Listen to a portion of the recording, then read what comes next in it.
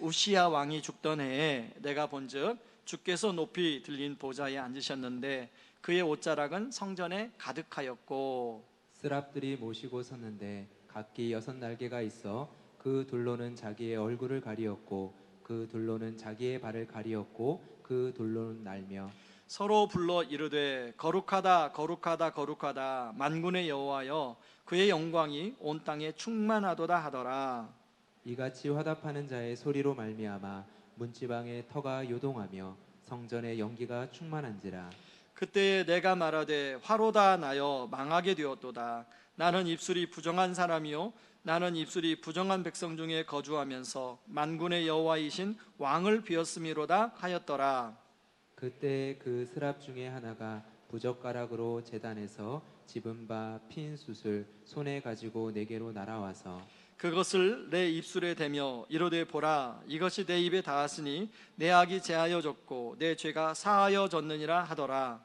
내가 또 주의 목소리를 들으니 주께서 이르시되 내가 누구를 보내며 누가 우리를 위하여 갈고 하시니 그때 그때 내가 이르되 내가 여기 있나이다 나를 보내소서 하였더니 여호와께서 이르시되 가서 이 백성에게 이르기를 너희가 듣기는 들어도 깨닫지 못할 것이요 보기는 보아도 알지 못하리라 하여 이 백성의 마음을 둔하게 하며 그들의 귀가 막히고 그들의 눈이 감기게 하라. 염려하건대 그들이 눈으로 보고 귀로 듣고 마음으로 깨닫고 다시 돌아와 고침을 받을까 하노라 하시기로.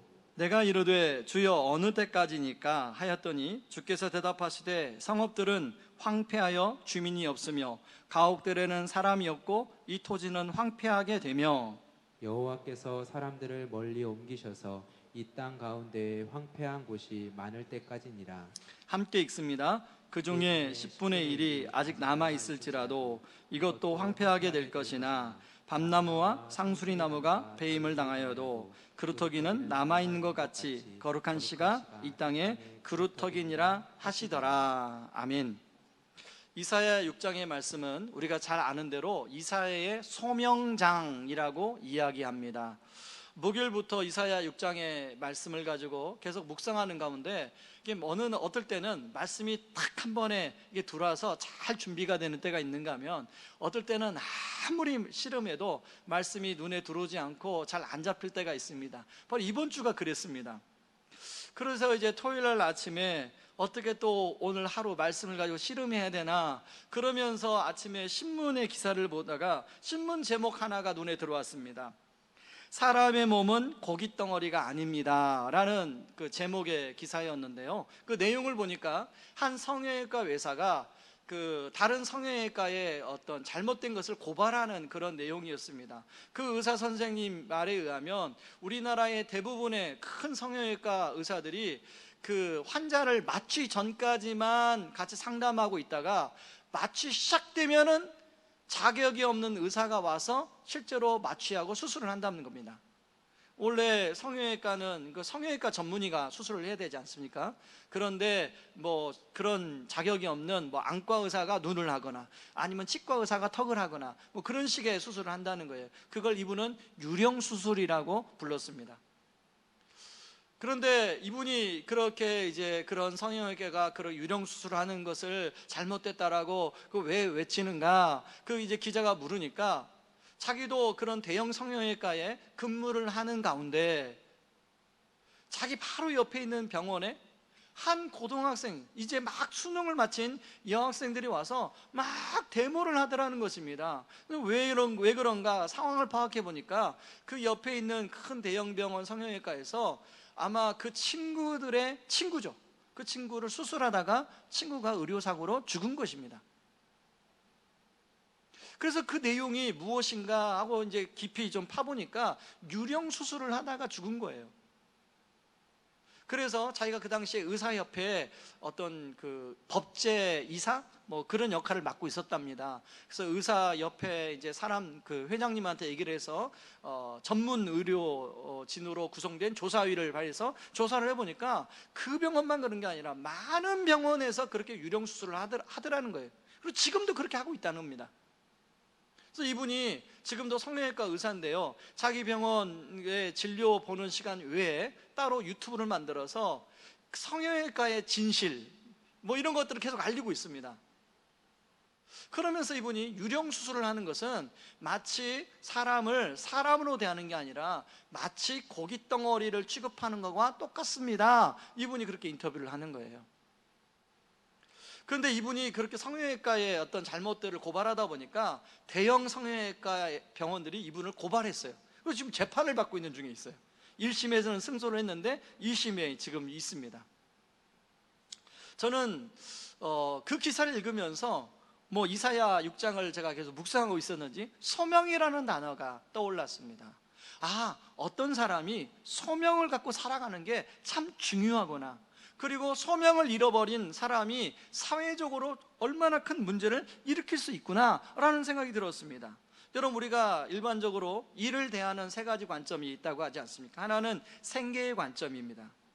일을 해서 가족들을 돌보고 또 자녀를 교육하고 또 대출금을 갚고 생활을 하는 것, 여러분 이것도 굉장히 중요하지 않습니까? 그런가 하면 직업으로서의 일입니다. 그 직업을 통하여 자기 커리어를 쌓고 또 자기 명성을 내고 하는 이제 직업으로서의 일, 그런가 하면 소명으로서의 일이 있다는 것입니다. 소명은 자기 직업에서 나름대로 사명의식을 가지고 그 직업에서의 성실하게 주어진 대로 그 일을 하는 것, 의미를 찾아가면서 그 일을 하는 것.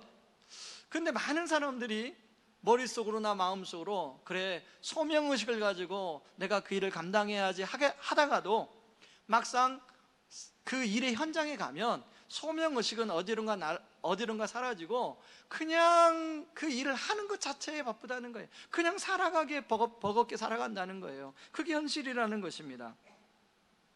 그런데요, 여러분, 누군가가 그런 소명의식을 잃어버릴 때 그 피해가 고스란히 부메랑 되어서 우리에게 돌아오게 된다는 것입니다. 아이, 그 소명의식 정도 뭐 그냥 살아가는 것이지 라고 생각할 수 있는데요, 여러분, 그에게 실제적으로 피해로 온다는 것입니다. 여러분, 오늘 본문에 보면 이렇게 오늘 본문에도 소명을 잃어버리고 살아가는 이스라엘의 백성들 이야기가 나옵니다.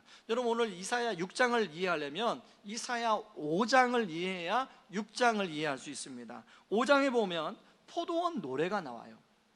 이사야 5장 1절에 보면 나는 내가 사랑한 자를 위하여 노래하되 내가 사랑한 자의 포도원을 노래하리라 라고 이제 시작합니다. 자, 이사야 5장 2절을 보니까 뭐라고 나오냐면 땅을 파서 돌을 제하고 극산품 포도나무를 심었도다. 그 중에 망대를 세웠고 또 그 안에 술틀을 파도다. 좋은 포도 맺기를 바랐더니 들포도를 맺었도다. 이렇게 노래가 시작이 되는 거예요. 이게 무슨 말입니까? 하나님께서 이제 극상품 포도나무를 심었는데 그러고 이제 소출을 할 때, 이 추수를 할 때 보니까 들포도를 맺어서 먹을 수가 없다는 거예요. 여러분, 하나님이 이스라엘 백성들을 출애굽을 해서 출애굽기 19장에 가면 하나님이 시내산에서 언약을 맺어 주십니다. 너희들을 하나님의 백성으로 내가 여겨줄게. 그러고 하나님 그 언약을 맺어준 다음에 중요한 이야기 아니에요. 너희들은 다른 백성과 달리 너희들은 앞으로 제사장 나라의 삶을 살도록 이야기하고 있습니다. 그러니까 다시 말해서 이스라엘을 제사장 나라로 소명을 하나님 허락해 주신 것입니다.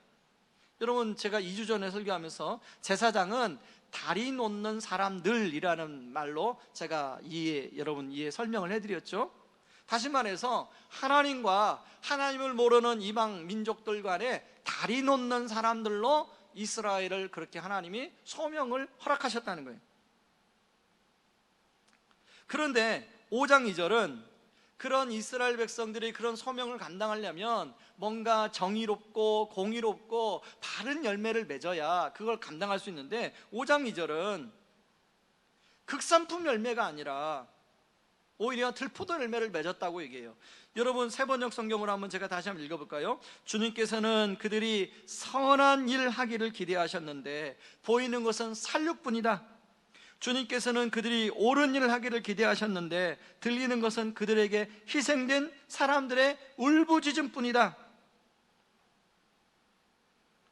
여러분, 이사야 6장 1절은 우시야 왕이 죽던 해 이렇게 시작합니다. 우시야 왕은 16살 때 왕이 되어서 52년간이나 남유다를 통치했던 왕입니다.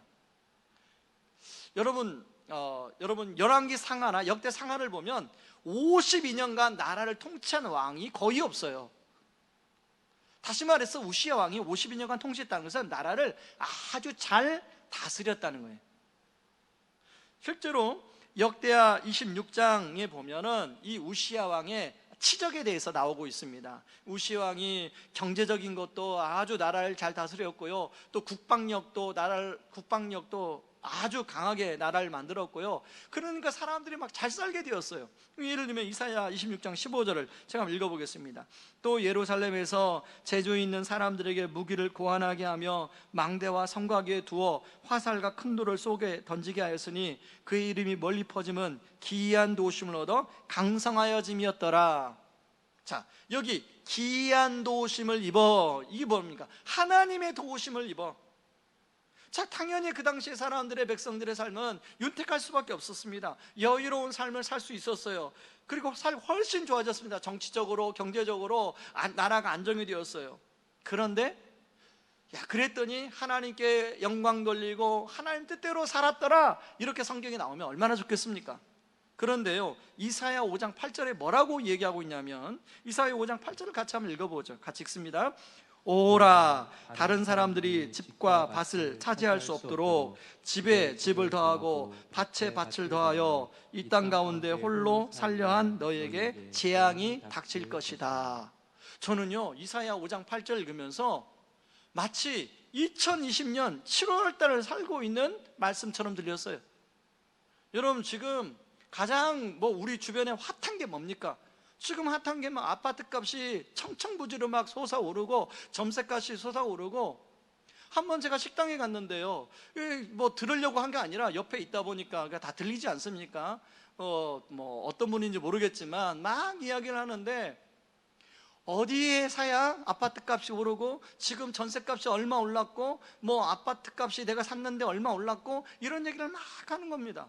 근데 옆에 듣다가 큰일 났다, 나도 늦지 않도록 집을 사야겠다. 근데 집을 살 수 없는데 어떻게 하지?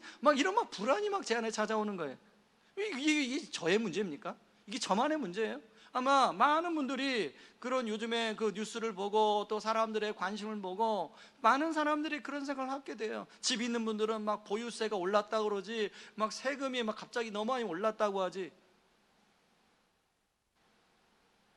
근데 문제는 뭐예요? 이사야 5장 8절이 딱 2020년 7월에 우리의 모습을 그대로 이야기하고 있어요.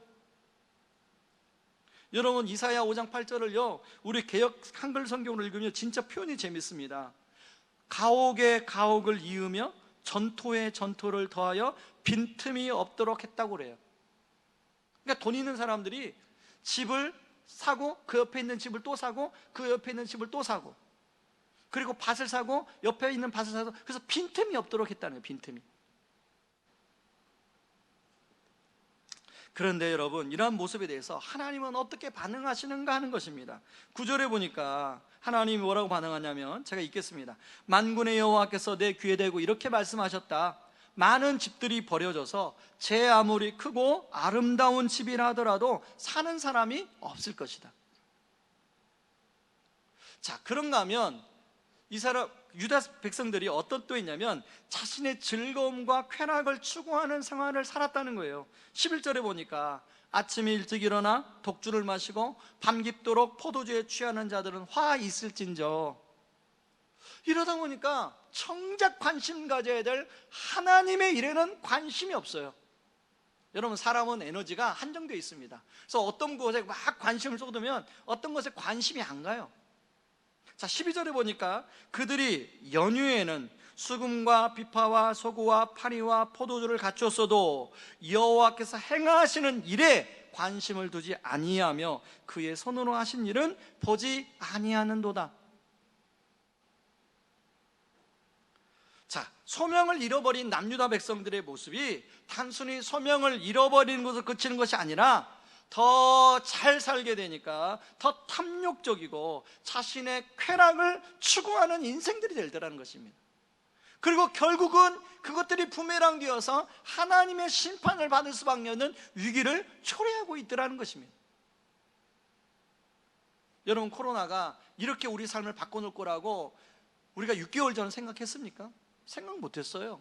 한 몇 개월 지나다가 메르스처럼 다시 정상적인 삶이 돌아올 수 있을 거다, 그렇게 생각을 했습니다. 여러분, 코로나가 생각지도 못한 방법으로 우리의 삶을 이렇게 참 힘들게 하고 있다면, 앞으로 하나님이 오늘 성경에서 말하는 것처럼 하나님의 심판도 생각하지 못하는 시점에 생각하지 못하는 방법으로 우리에게 찾아올 수도 있다는 생각을 해보게 됩니다. 그러기 전에 우리가 회복해야 할 것은 바로 잃어버린 소명을 회복해야 된다는 거예요. 하나님이 예수님을 통하여 우리를 구원해 주시고 하나님의 자녀 삼아 주시고 우리에게도 똑같이 너희는 거룩한 족속이여 왕같은 제사장들이라 말씀하신 그 부르심, 소명을 우리가 회복해야 된다는 거예요. 그런 의미에서 오늘 설교의 제목 이사야 6장 8절, 누가 우리를 위하여 갈꼬? 이 질문은 바로 이사야에게만 물어본 질문이 아니라 오늘 사는 저와 여러분들에게 물어보는 질문이라는 것입니다. 그리고 그 질문 앞에 우리가 대답을 해야 돼요. 저는 이 부르심에 응답하는 삶을 어떻게 하면 살아갈 수 있을까 생각하다가 오늘 본문에 나오는 두 가지 동사를 통해서 한번 찾아 생각해 보려고 합니다. 첫 번째는 보다라는 동사가 나옵니다. 자, 6장 1절은 내가 본즉 주께서 높은 보좌에 앉으셨는데 그의 옷자락은 성전에 가득하였고 라고 나옵니다. 자, 이 보다라는, 본즉, 이 보다라는 단어는 라라는 단어로 그냥 보는 게 아니라 주목하여 보는 걸 말합니다. 집중하여 보는 걸 말합니다. 이사야는 높이 들린 보좌에 앉아 계신 하나님의 임재를 보았어요. 근데 그 하나님의 임재가 옷자락이 그 성전의 저 끝까지 가득하는 거예요. 여러분, 신부 드레스를 생각하시면 될 거예요. 하나님의 보좌가 얼마나 높이 올려 있는지 모르지만 그 성전에 그 하나님의 옷자락이 성전을 가득 채웠어요. 그리고 천사가 6날개가 있는데 2날개로는 자기의 얼굴을 가립니다. 여러분, 천사들도 하나님의 거룩하신 임재를 직시할 수 없는 거예요. 부끄러워서 얼굴을 가려요. 그런가 하면 2발로는 자기의 발을 가리. 이 발은 부끄러움의 상징이거든요. 그리고 2날개로는 날개를 치면서 거룩하다, 거룩하다, 거룩하다, 만군의 여호와여. 이 만군이라는 뜻은 전쟁에 능하신 이라는 뜻이에요. 그 하나님의 영광이 온 성전에 충만한 것을 경험하게 됩니다. 천사가 그렇게 찬양하는 소리에 문지방에 터가 흔들려서 그 연기로 그 성전에 가득했다고 나와요. 그래서 오늘 말씀해 보면 채우다라는 단어가, 가득하다라는 단어가 3번 나와요. 채우다, 채우다, 채우다. 옷자락이 채우고, 그리고 하나님의 영광이 충만함이 채우고, 그리고 하나님의 연기로 채워지고. 자, 이런 하나님의 임재 앞에 이사야가 첫 번째 하는 반응이 뭐냐면 화로다, 나는 망하게 되었도다. 이게 무슨 뜻이냐면 죽었다, 나는 이제 큰일 났다, 이제 나는 꼼짝없이 죽었구나, 어쩔 수 없구나. 하나님 어떻게 하면 좋습니까? 나는 죽었습니다. 왜요? 여러분, 하나님의 영광의 임재가 그 어떤 사람에게 비치기 시작하면요, 그 사람의 그 더러운 것들이 평상시에는 생각이 안 나요. 자기의 죄인됨, 자기의 부정함이 평상시에는 생각이 안 나요. 그러나 하나님의 임재의 빛이 쫙 광채가 비치면 자신의 더러운 것이 다 드러나게 돼 있어요. 이사야가 입술이 부정한 자라고 얘기합니다. 이사야가 왜 입술이 부정할까 보니까, 여러분, 왕족으로서, 제가 왕족이라는 걸 뒤에 나와야 되는데 좀 이따 설명하겠습니다. 이사야가, 여러분, 그 사람들이 많이 죄를 범하는 것 중에 하나가 가장 대표적인 게 입술 아닙니까? 입술. 그래서 야고보 사도도 혀는 능히 길들일 사람이 없나니 쉬지 않은 악이요 죽이는 독이 가득한 것이라, 이것으로 우리가 주 아버지를 찬송하고 또 이것으로 하나님의 형상대로 지음받은 사람을 저주하나니. 여러분, 우리도 얼마나 입술로 많이 참 찬양도 하고 기도도 하지만 입술로 누군가에 대해서 막 또 이야기하고 입술로 또 죄를 짓고 얼마나 많이 합니까? 이사야 역시 여기에 자유로울 수 없었다는 거예요. 베드로 역시도 갈릴리 바다에서 물고기를 많이 잡았어요. 물고기가 배 오른편에 그물을 던져라 할 때 물고기가 많이 잡히는 순간 지금 자기 배에 타신 분이 범상치 않은 분이라는 걸 알았어요. 그래서 베드로가 뭐라고 하냐면 주여 저는 죄인입니다. 저를 저에게서 떠나소서. 여러분, 예배는 그런 것입니다. 예배는 이런 하나님의 임재를 경험하는 거예요. 어쩔 수 없이 코로나 때문에 사실 우리가 온라인 예배를 드립니다. 온라인 예배가 대안이 아니에요. 어쩔 수 없는 지금 선택인 거예요. 왜 대안이 아니냐면, 물론 어떤 분들은 온라인 예배 드리면서 집중하고 또 가족적으로 잘 드릴 수 있어요. 근데 제가 우리 성도님들을 또 만나고 또 우리 집, 우리 애들을 보니까 온라인 예배를 들으니까 믿음을 다 까먹어요. 근데 많은 성도님들을 들어요. 여러분, 예배는 하나님의 임재를 경험하는 거예요. 거룩하신 하나님의 임재를 경험하는 거예요. 그래서 거룩하신 하나님의 영광의 빛이 내게로 임함으로 말미암아 두렵고 떨리는 마음이 우리 안에 임할 때 바로 그게 예배예요. 그리고 그 예배를 통하여 내가 얼마나 죄인인가가 드러나는 것이에요. 예배는.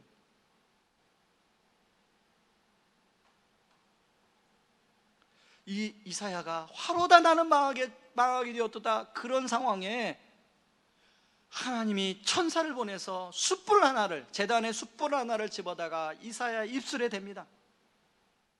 그리고 뭐라고 하냐면 내 죄가 사하여졌도다, 내 죄가 제하여졌도다라고 말해요. 이사야가 한 게 없어요. 이사야가 제사를 드린 게 아니에요. 자기 죄 사함을 위해서. 일방적인 하나님의 조치. 여러분, 우리도 예수 그리스도의 그 보혈의 피로 죄 사함을 입었어요. 이것은 우리가 뭔가 의로워서 하나님 우리 죄를 용서해 준 게 아니에요. 우리가 예배를 열심히 드려서 죄를 용서해 준 게 아니에요. 그냥 은혜로 우리가 죄 사함을 받은 거예요. 저에게도요, 이사야처럼 이런 경험을 했던 적이 있습니다. 예전에 우리 성도님들한테는 한번 제가 이런 얘기를 했었는데요, 2005년도입니다. 그냥 교회에서 기도 시간에 기도를 하고 있었어요. 갑자기 성령님이 제 안에 이런 질문을 하는 겁니다. 너희 동생의 말 더듬는 거 너 아니? 물어보는 거예요. 제가 동생을 위해서 기도하고 있던 것도 아니었고요, 다른 기도를 막 하고 있었어요. 근데 갑자기 훅 하고 성령님이 들어오시는 겁니다. 예, 아는데요. 근데 그 다음 질문이 무서운 질문이에요. 네 동생이 말 더듬는 거 너 때문인 거 너 아니? 저는 한 번도 제 동생이 이복 동생으로 6살 때, 제가 11살 때 우리 집에 들어와서 살기 시작했는데 한 번도 제 동생이 저 때문에 말 더듬는다고 생각해 본 적이 없어요. 얘는 원래 말을 더듬는다. 그런데요, 그 순간에 그 아이 6살 때의 모습을 하나님이 쫙 파노라마처럼 비춰주시는데, 친엄마 손을 잡고 우리 집에 온 그 광경, 그리고 제가 제 동생이 이빨을 많이 갈았거든요. 이빨을 막 갈면 제가 그 자고 있는 놈 볼때기 때렸던 그 장면, 그리고 얘가 말을 더듬으니까 너 막 왜 말을 더듬냐고 제가 구박했던 장면, 막 이런 장면들을 쫙 파노라마처럼 보여주는 거예요. 여러분, 지금으로 말하면 아동 학대죄예요. 아동 학대죄. 제가 하나님, 딱 찬송가 150장 그 찬양 가사가 생각나더라고요. 벌레만도 못한 죄인. 하나님, 제가 벌레만도 못한 죄인입니다. 그리고 펑펑 울었어요. 그 자리에서 기도하다가 한참을 울었더니 갑자기 큰 파도가 저를 덮치는 겁니다. 근데 그 파도가 덮치면서 성령님이 저한테 뭐라고 하냐면, 네가 진짜 얼마나 나쁜 놈이란 걸 알았지? 그렇지만 내가 너를 거룩한 보혈의 파도로 너를 덮어줬다. 너는 네가 진짜 나쁜 놈이지만 내가 너의 죄를 용서했단다. 그 성령님의 주시는 마음을 듣고 또 펑펑 그 자리에서 울었어요. 그해 여름에 동생을 찾아갔습니다. 그리고 동생에게 제가 깨달은 것들 그대로 이야기했어요. 형이 부탁이 있는데 형을 용서해다오. 그리고 동생도 저에게 잘못한 것들이 있어서 동생도 저에게 사과를 했어요. 두 형제가 그 안에서 서로 사과하고 화해하는 시간을 가졌습니다. 지금도 동생이 이제 예수 믿은 지 딱 10년 됐습니다. 제 동생이. 네, 10년 만에 얼마 전에 그 교회 올해 가을에 이제 피택한다고, 안수집사 피택이 되었다고 전화가 왔어요. 형, 내가 아직까지도 믿음이 부족하잖아. 근데 교회에서 안수집사로 나를 피택을 했는데 어떻게 하면 좋아? 나는 여전히 두렵고 떨리거든. 나는 감당할 수 없거든. 그래서 제가 그랬어요. 기도해보고 하나님 주신 마음대로 결정해라. 여러분, 어제도 어떤 일로 동생과 통화했는데 그러는 거예요. 형, 나 의왕 우리 교회를 위해서, 형님을 위해서 내가 매일 새벽마다 기도한다는 거 아시죠?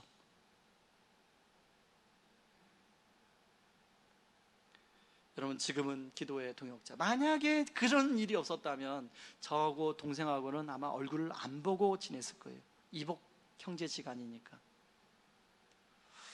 여러분, 매번 예배 시간이 이런 하나님의 임재 안에 들어가 이런 죄 용서의 기쁨과 확신을 누리는 시간 되길 바랍니다. 이렇게 되기 위해서는 우리가 바라보는 것이 달라야 돼요. 여러분, 그 당시에 많은 사람들은 이사야 5장에 나온 것처럼 어떻게 하면 저 집을 내가 구입해서 좀 이득을 더 볼까? 어떻게 하면 저 밭을 구입해서 더 이득을 볼까? 그것을 바라봤어요. 그것을 바라봤어요. 어떻게 하면 인맥을 맺어가지고 우리 집에 연인을 베풀어 인맥을 맺어서 저 사람 초청해서 뭔가 내가 정치적 영향력을 더 행사할까? 그것을 봤어요. 그것을. 근데 이사야는 그런 걸 바라보지 않고 하나님의 임재의 영광을 바라봤습니다.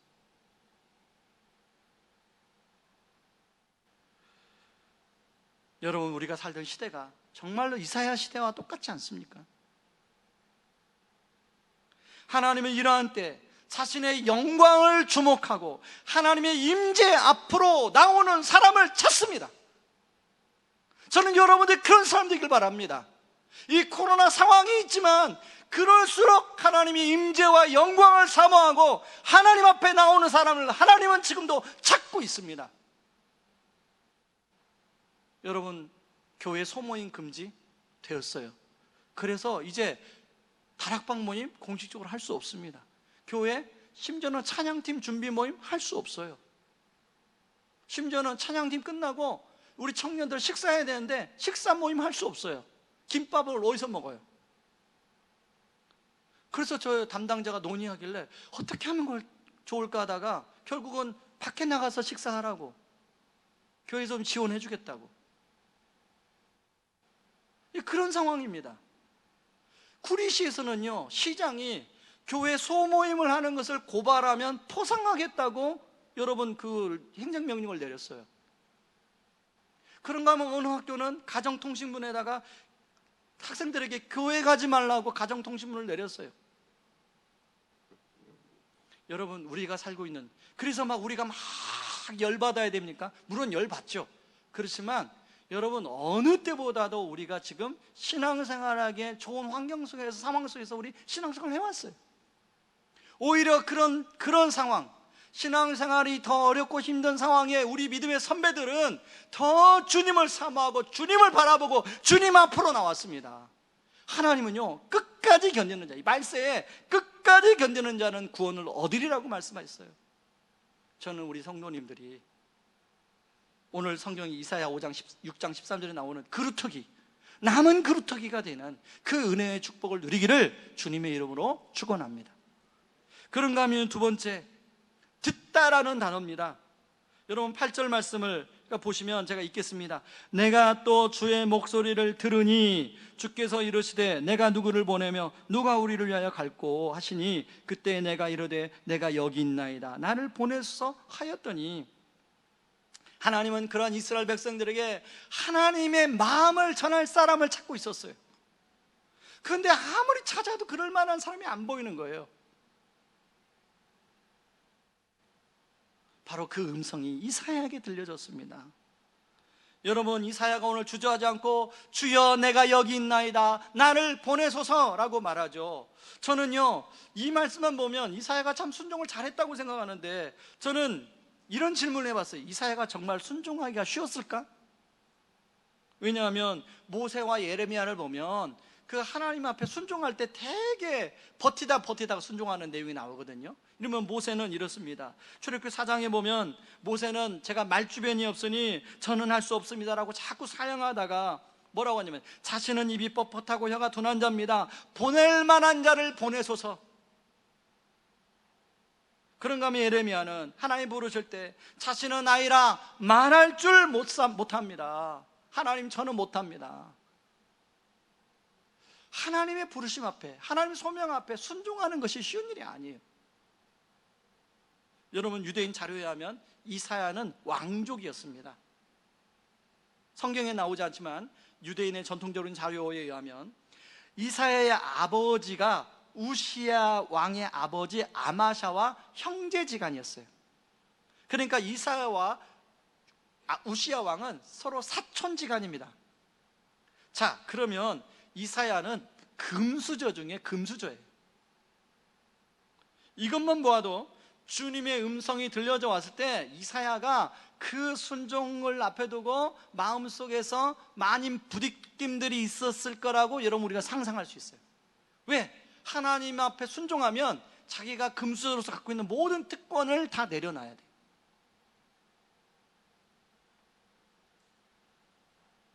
그런데요, 더욱더 힘든 것은 이사야가 전해야 될 말씀이 조금 예사롭지 않아요. 여러분, 오늘 9절 10절에 보니까 무슨 내용, 하나님이 이사야를 불러서 가서 어떤 내용을 전하러 나오는데 내용이 이렇습니다. 그러자 주께서 말씀하셨다. 가서 이 백성에게 전하여라. 너희는 듣기는 들어도 알아듣지 못하고 보기는 보아도 알아보지 못할 것이다. 너는 이 백성을 고집센 백성으로 만들어라. 그들의 귀를 닫고 그들의 눈을 어둡게 하여 듣고 보아도 깨닫지 못하게 하여라. 혹시 그들이 눈으로 보고 귀로 들어서 마음에 깨달음이 생겨 내게 돌아와 고침을 받을까 걱정된다. 여러분, 하나님은 당신의 백성이 회개하고 돌아오라고 선지자를 보내지 깨닫지 못하도록 선지자를 보내는 하나님이 어디 있어요? 여러분, 이런 말씀 나오면 진짜 그런가? 하고 전후 문맥을 잘 살펴봐야 돼요. 하나님 말씀의 의미가 뭔지. 이거 말씀은 역설적인 겁니다. 역설적. 그 당시에 사람들이 하도 강팍해서 귀를 닫고 눈을 닫고 마음을 닫으니까 하나님이 역설적으로 표현하는 거예요. 여러분, 이사야의 메시지는 항상 심판과 회복에 대한 메시지라고 지난주에 말씀을 드렸습니다. 11절 13절에서도 심판에 대한 메시지가 나오지만 그루터기라는 마지막 회복의 메시지가 나와요. 자, 그 당시에 남유다 백성들이 정말로 강팍했어요. 아무리 말을 해도, 하나님이 막 말을 해도 듣지를 않아요. 눈을 닫아버리고 귀를 닫아버리고 마음을 닫아버려요. 그러니까 이사야가 하나님 말씀을 대언하는 게 얼마나 힘들었겠어요. 여러분, 요나서 같은 경우에 말씀을 가서 니느웨에 가서 외치자마자 사람들이 회개하고 돌아왔잖아요. 그러면 전하는 사람이 기뻐요. 자, 제가 어떤 말씀을 우리 성도님들에게 막 전했는데 성도님들이 막 설교 끝나자마자 문자로 목사님 아멘입니다, 제가 순종하겠습니다 막 하고 막 그런 막 문자가 한 100통 막 200통 오면 뭐 굉장히 기뻐요. 그렇지 않겠습니까? 근데 이사야가 그렇지 않았다는 거예요. 그러니까 되게 힘들었을 거란 말이죠. 자, 그런데 여러분, 이사야가 만약에 하나님 앞에 순종하지 않고 그냥 자기가 왕족의 삶을 그냥 살아갔더라면 어땠을 것 같아요? 한번 저 그 생각해 봤습니다. 아마 왕족의 삶을 살아갔으면 이사야는 되게 해피한 삶을 살았을 거예요. 소위 지금 이 시대의 사람들이 추구하고 있는 그런 나름대로 이 땅에서 즐기고 누리고 행복하는 삶을 살았을 거예요. 그러나 그의 삶에 의미는 없었을 것입니다. 여러분의 삶의 목적이 무엇입니까? 정말 행복입니까? 한번 여러분 질문해 보세요. 여러분의 삶의 목적이 무엇입니까? 행복입니까? 아니면 행복을 뛰어넘은 의미입니까? 우리 하나님은요, 우리를 사랑하셔서 우리가 행복하기를 원하세요. 그러나 거기에 머무르는 것이 아니라 거기를 뛰어넘어 의미 있는 삶을 살기를 원하십니다. 때로는 의미 있는 삶을 살기 위해서는 때로는 행복할 수도 없는 상황이 있어요. 실제로 소명을 감수하는 자리는 때로는 잘 그렇게 막 웃고 해피하지 않아요. 늘 신경 써야 되고 늘 생각해야 되고.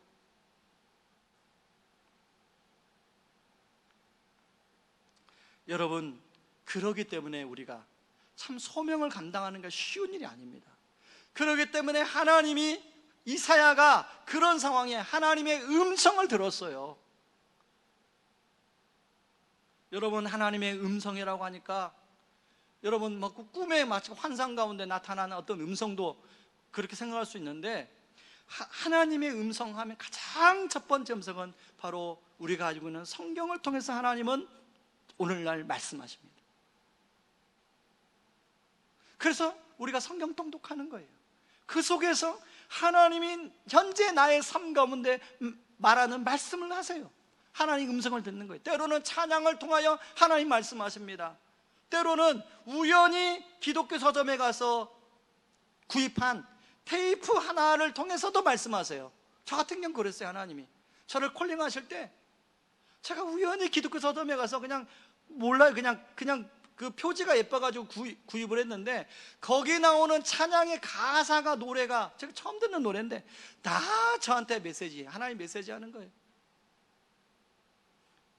만약에 그런 메시지 콜링이 없었다면 제가 이 자리에 목사로 쓸 수 없었죠. 한 1년 동안 저한테 그렇게 메시지를 했던 것 같아요.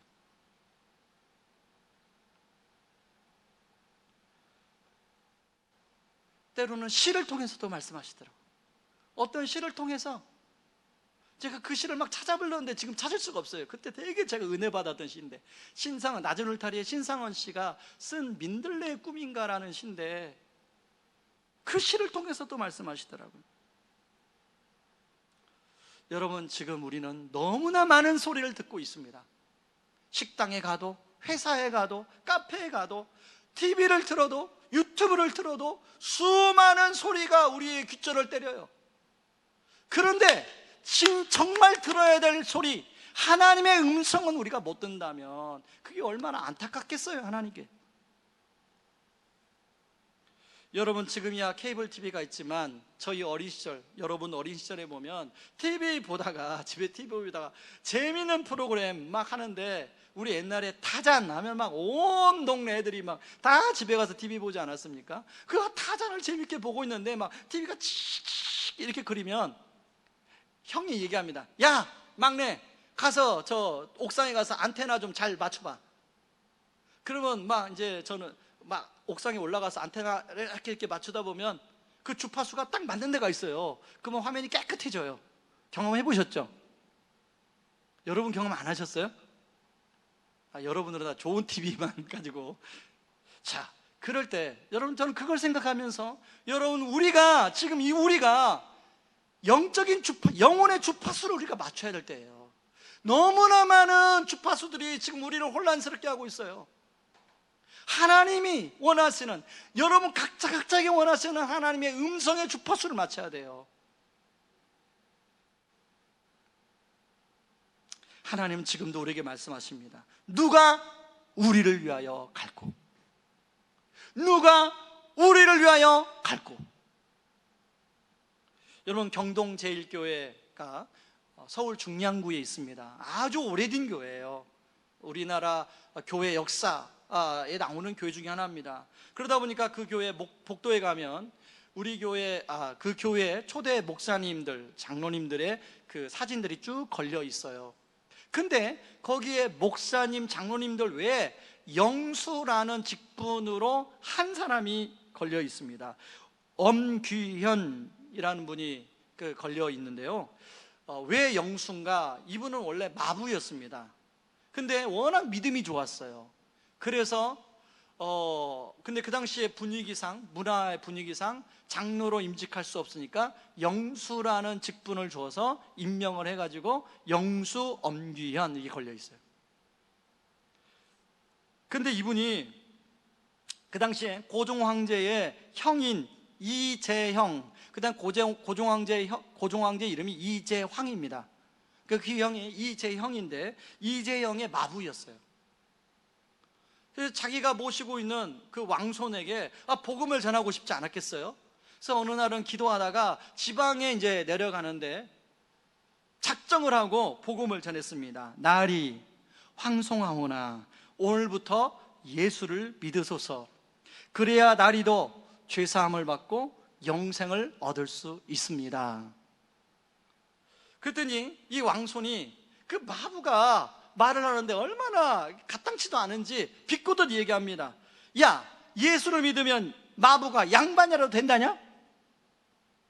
여러분, 자존심 상하지 않아요? 아무리 마부지만 인격을 가지고 있는 인간인데. 그렇지만 이 엄귀현 씨가 이렇게 대답을 했습니다. 나리, 예수 믿는 도리는 그런 것이 아닙니다. 제가 예수 더 잘 믿으면서 저에게 주어진 이 마부 역할을 더 성실히 해야지요. 제가 우리 주인님을 더 잘 모셔야지요. 저는 이 마부의 엄귀현 씨의 말에 소명이 무엇인가가 다 묻어 있다고 생각합니다. 이 마부의 전도를 받은 이재영 씨가 나중에 목사가 되었습니다. 그리고 주님의 복음을 전하는 귀한 일꾼으로 쓰임받았어요. 저와 여러분, 소명이라고 생각하면 목회자나 몇몇 특수 직업을 가진 사람들의 전유물처럼 혹시 여기고 있지 않습니까?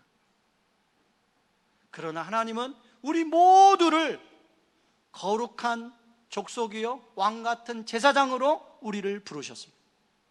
그리고 우리가 어떤 일을 하든지 그 자리에서 하나님의 부르심의 소명에 합당하게 살 것을 말씀하고 있습니다. 거기에서 여러분이 있는 자리에서 제사장, 세상과 하나님과 다리 놓는 사람으로 살아가는 저와 여러분들 되기를 주님의 이름으로 축원합니다. 이 시간에 같이 찬양하고 기도하겠습니다. 여러분, 부르신 곳에서라는 찬양인데요, 후렴 가사가 이렇게 시작됩니다. 나는 예배하네, 어떤 상황에도 나는 예배하네. 여러분, 제가 예언컨대 앞으로 더 신앙생활이 힘들어질 수 있습니다. 우리 직장 다니는 우리 성도님들, 직장에서 교회 나가면 교회 나가서 문제가 생기면, 코로나에 걸리면 당신한테 구상권을 청구하겠다고 그렇게 말을 한다고 그래요. 그러니까 교회 나오고 싶어도 못 나와요. 직장에서 정말 어렵게 들은 직장에서 내가 사표를 내야 할 수도 있고, 내가 모든 모은 재산, 구상권 때문에 다 날아갈 수도 있고. 여러분, 지금 교회 소모임에다 걸리면 교회 구상권을 청구하게 돼 있어요. 지금 우리가 그런 시대에 살고 있습니다. 근데 앞으로 더 어려워질 수 있어요. 그러나 여러분 잘 아셔야 돼요. 아까도 말씀드린 것처럼 어느 때보다 우리가 신앙생활을 이제까지 편안하게 해왔어요. 우리 믿음의 선배들은 다 어려운 상황에서 신앙생활을 해왔습니다. 이게 어려워지는 게 어떻게 보면 정상일 수 있어요. 종말의 때, 주님이 오실 때가 가까울수록 분명히 환난이 있다고 얘기했습니다. 그러나 오늘 찬양 가사처럼 부르신 곳에서 나는 예배하네, 어떤 상황에도 나는 예배하네, 이 찬양의 고백이 우리의 고백 되기를 바랍니다. 이 시간에 같이 찬양하며 나가길 원합니다. 따스한 성령님,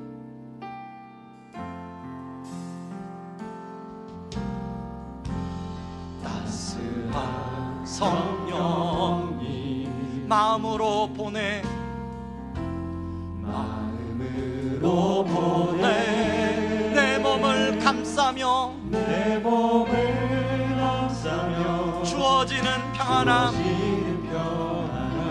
만족함을 느끼네. 만족함을 느끼네. 따스한 성령님, 따스한 성령님 마음으로 보내. 마음으로 보내.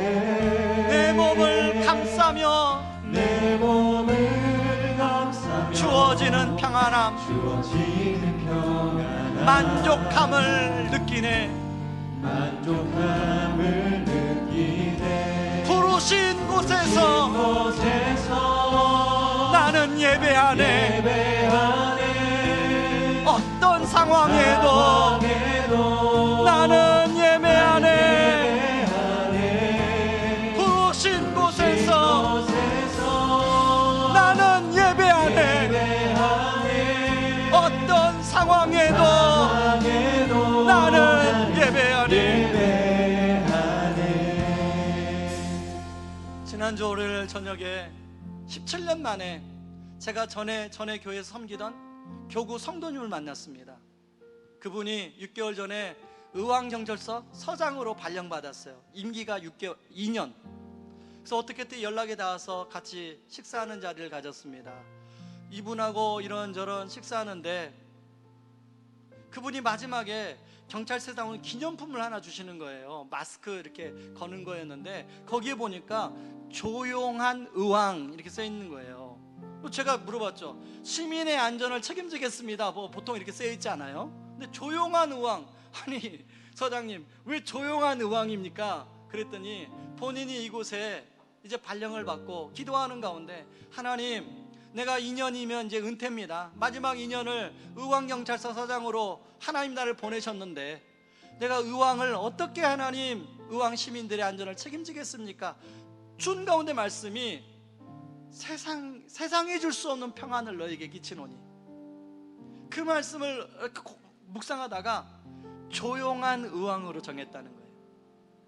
아무 사건 사고 없는 시민들이 정말로 편안하게 생활할 수 있는 조용한 의왕. 그래서 하나님 나를 여기 보내셨다. 그래서 아침마다 출근하면 그러고 기도한다는 거예요. 저는 경찰서장님들이 휴일이 없는지 몰랐습니다. 그분은 해외여행 한 번도 이제까지 못 갔다고 들어요. 그리고 본인 교회에서 일부 예배 드리고 바로 경찰서로 출근한다고 그래요. 지금 아마 오늘도 출근해 계실 거예요.